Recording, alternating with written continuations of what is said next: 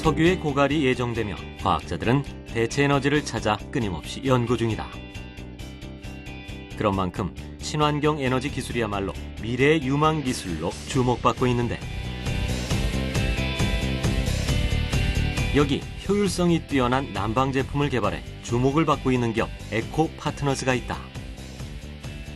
여러 기술들이 동원됐지만 그중에서도 광물에서 찾아낸 발열 기술에 가장 큰 비밀이 담겨 있다는데, 에코파트너즈는 어떤 노력을 해왔는지 그 창조 경제의 길을 따라가 본다.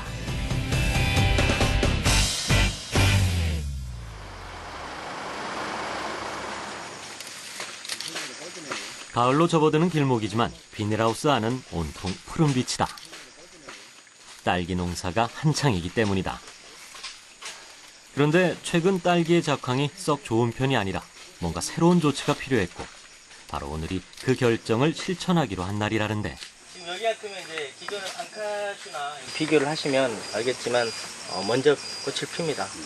딸기가 여기 기운이 처음 하는 거라 잘 어떻게 될지 모르니까 편한데. 비닐하우스 재배가 활발해지며 겨울 과일로 자리 잡은 딸기는 여간 까다로운 작물이 아니다. 그러면 그 때가 바뀌면 또 딸기 농사는 1년도 넘게 되는 농사인데, 농가에서는 기름이 너무 비싸고 또 너무 많이 들어가기 때문에 그거를 절약하고 아끼려고 하다 보니까 냉해를 입는 그런 상황도 많이 있었습니다. 고심 끝에 생각한 것이 새로운 난방기인 광열기였다. 기존에 사용하고 있던 난방기도 있는 데다 초기 비용이 부담스러웠던 것은 사실이지만, 그럼에도 기존과 다른 난방기를 설치하는 데는 특별한 이유가 있어서다. 다른 지역에 가보니까 이 하우스에 뭐가 매달려 있더라고요. 그래서 이게 뭡니까 했더니 광열기라고 하더라고. 근데 광열기가 어떤 역할을 하냐 물어봤더니 아주 그 효율이 아주 높은 기계더라고요. 저 전기세도 많이 덜 들어가고 또 기름값도 절약하고, 뭐 그래서 저도 한번 이 설치를 한번 해봤습니다. 보기엔 일반 난방 제품과 크게 다름없어 보이는 광열기. 최근 중국의 농촌 지역을 시작으로 국내 농가에서도 심심찮게 회자되고 있는 새로운 난방기라는데. 광열기라는 이름을 가진 물건인데요. 이거는 기존의 보일러를 대신해서 난방을 할 수 있는 광목실을 이용한 난방 장치입니다. 조금은 낯선 개념의 난방기. 광물 에너지를 활용했다고 해서 광열기라는 이름을 가진 이 개발품에는 과연 어떤 기술이 담겨 있는 걸까?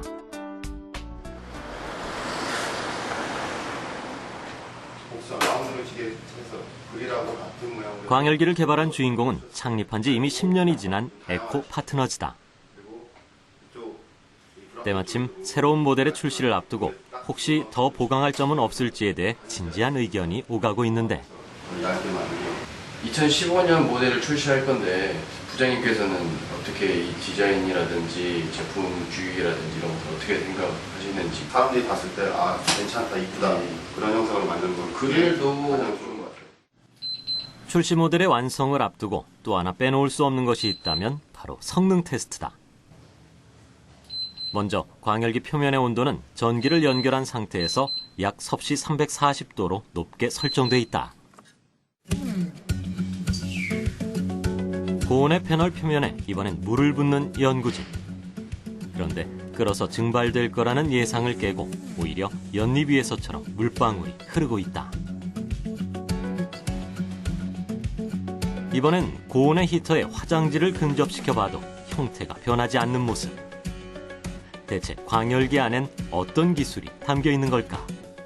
물이 끓지 않고 휴지에 불이 붙지 않는 이유는 자사가 개발한 다공성 광물을 적용시킨 광원 패널과 물과의 막을 형성하고 있고, 이 광원 패널의 원적외선 방출 때문에 그렇습니다. 이번엔 솜처럼 생긴 소재에 불을 대봤지만 역시나 불꽃이 옮겨붙지 않는다. 마찬가지로 광물에서 뽑아낸 물질 덕분이라는데, 이런 단열재는 광열기의 뒷부분에 부착되게 되는데 뒷면으로 방출되는 열을 잡아주기 때문에 벽이나 천장 등에 매립할 수도 있다고 한다. 그런데 대체 어떤 광물을 활용했길래 이처럼 일반적인 현상을 뛰어넘는 결과를 만들 수 있던 걸까? 주 광물은 다공성 물질인데요. 그 중에 이제 6가지의 혼합물을 응용한 광물입니다. 이제 중국에 있는 자사라든지 이런 특유의 광물. 그래서 이제 광물 중에 이제 어떤 수분을 던졌을 때 물에 녹는 광물이라든지 이런 물질이 혼합되어 있습니다. 지금. 연구진은 기존의 난방기가 갖는 단점을 보완하기 위해 여러 방법을 찾던 중 운모석 등의 광물질을 발견한 것이다. 물방울이 고온에서도 증발하지 않고 패널 표면을 흘렀던 것은 이런 광물 코팅이 미세한 돌기를 만들었기 때문이었다. 여기에 새롭게 알게 된 사실은 운모석에서 음이온과 더불어 원적외선이 방사된다는 것이었다. 밀입자로 분쇄를 할수록 이 열의 파장이 아주 부드럽습니다. 그러니까 열기가 기존의 이제 난방기들은 이제 손을 대거나 앞에 열이 따가워요. 그래서 앞에 가기가 거부스럽거든요. 근데 저희 제품을 한번 보시면 햇살처럼 그냥 은은한 열기가 나옵니다. 하지만 그 온도는 어마어마한 고온입니다. 300도, 400도가 넘는 고온이지만 부드럽더라는 거죠. 그래서 입자가 곱기 때문에 부드러운 겁니다. 나노 단위로 미세하게나마 광물이 코팅됐기 때문에 광열기 표면에선 원적외선과 음이온이 나올 수 있는 것이다. 전문 시험기관에 의뢰한 결과 다량의 음이온과 원적외선이 방출되고 있음이 밝혀졌다. 이런 특징 때문에 농작물들을 따뜻하면서도 동시에 건조하지 않은 환경에서 키울 수 있다는 것이다. 그렇다면 그 발열의 원리는 어떻게 될까? 광열기의 발열체는 광열 패널로서 전도성 고분자 광원 입자의 물리 화학작용 및 터널링 전류를 활용한 발열체입니다. 적용 분야에 따라 설계부터 전력 밀도를 계산하여 광열 패널을 만들기 때문에 안전성과 에너지 절감 효과가 있습니다.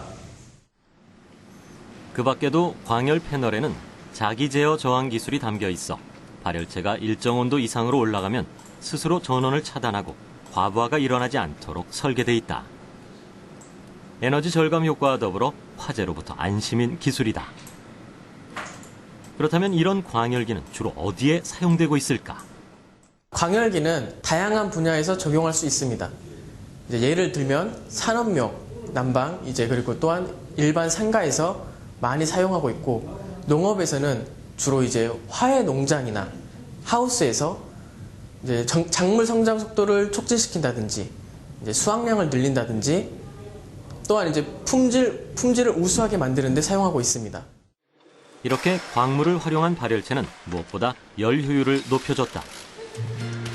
자체적으로 전기 히터와 난방 효율을 테스트해본 결과 동일한 조건에서 약 40% 이상 열 효율이 높았다. 이런 광열기를 개발하기까지는 에코파트너즈의 전춘식 회장을 중심으로 모두의 노력이 담보로 걸려 있었다.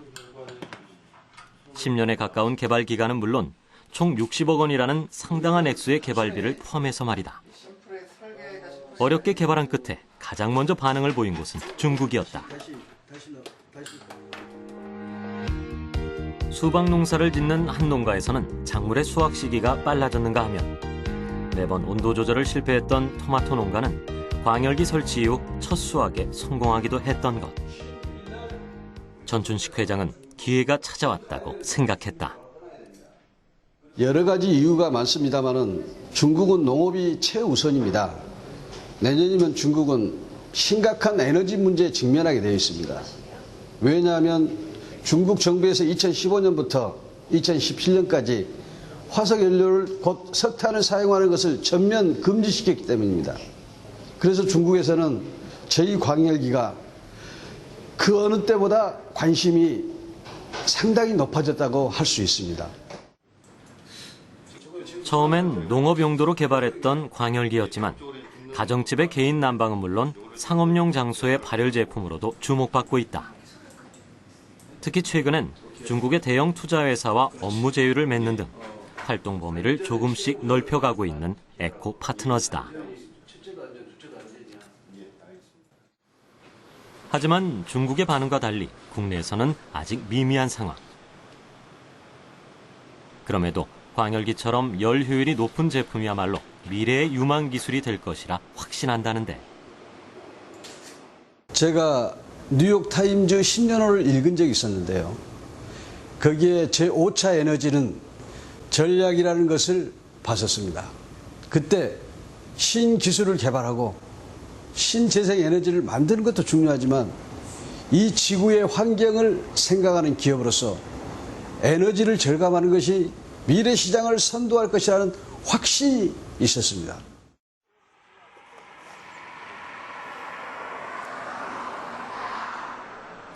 얼마 전 에코파트너즈는 경기도와 인천 두 곳에 생산 공장을 확대 이전했다. 그동안 부품을 조금씩 다른 곳에 맡겨 조립하던 방식이었지만 시장성이 확보되자 좀 더 체계적인 체제로 바꿔야겠다는 판단이었던 것이다.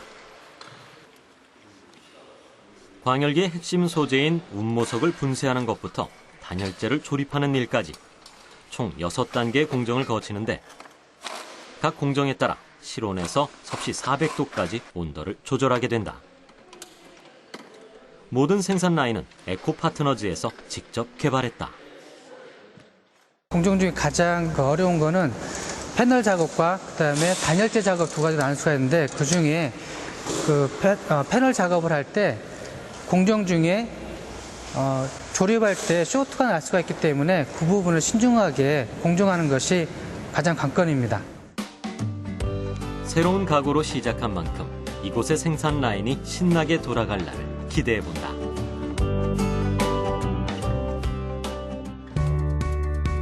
오랜 시간과 노력, 그리고 예상을 뛰어넘은 개발 비용까지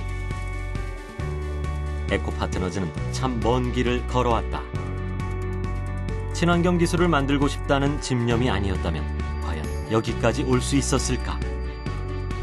많은 사람과 좋은 환경에서 자란 사람과 동식물은 건강하게 살거나 자랍니다. 그래서 저희 에코파트너즈의 창조 경제는 친환경적인 사고와 기술입니다. 에코파트너즈의 창조 경제는 친환경적인 사고와 기술이다.